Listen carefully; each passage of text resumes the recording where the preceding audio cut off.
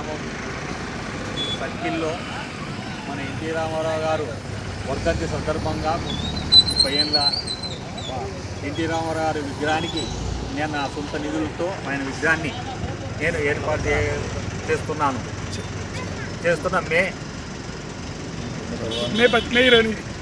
28వ తారీఖు కల్లా మేము ఆయనని విగ్రహ చేయగలుగుతామని చెప్తున్నాం. విగ్రహ ఆవిష్కరణ చేస్తాం.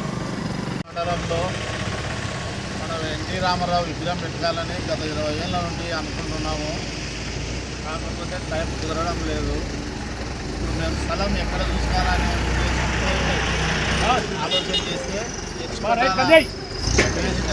ఎచ్చుకోటాల స్టేజ్ దగ్గర స్థలం బాగుంటుందని చెప్పి మేము అందరం అంతా నిర్ణయించుకున్నాము.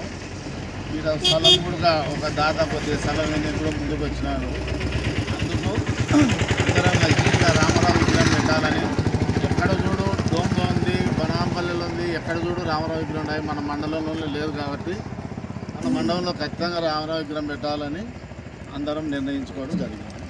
ఈరోజు ఆ మహానీయుడు 30వ వర్ధంతి ఈరోజు జరుపుకోవడం జరిగింది.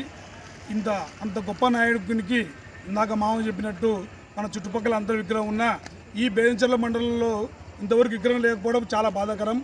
ఉదయం నుంచి మా మనసు అది తోస్తూనే ఉంది. ఇన్ని ఏళ్ళైనా మనం ఇక్కడ విగ్రహం ఏర్పాటు చేయలేకపోతున్నామనే ఉద్దేశంతో ఉదయం నుంచి ఆలోచన చేసుకొని ఎట్టి పరిస్థితుల్లో మనం విగ్రహం ఏర్పాటు చేయాలనే కాన్సెప్ట్కు తీసుకొని ఖచ్చితంగా అది ఎక్కడైతే బాగుంటుంది అని ఆలోచన చేసినాం. దాంట్లో మనకు ఎప్పుడు పట్టునటువంటి మనకు ఈ ఎచ్చుకోటాల గ్రామ పరిధిలో అయితే మనకు బ్రహ్మాండంగా ఉంటుందని చెప్పి ఆలోచనతో ఈ ఎచ్చుకోటాల సర్కిల్లో సెంటర్లో ఏర్పాటు చేయాలని మన పెద్దలు అందరూ నిర్ణయించుకొని డిసైడ్మెంట్ చేయడం జరిగింది.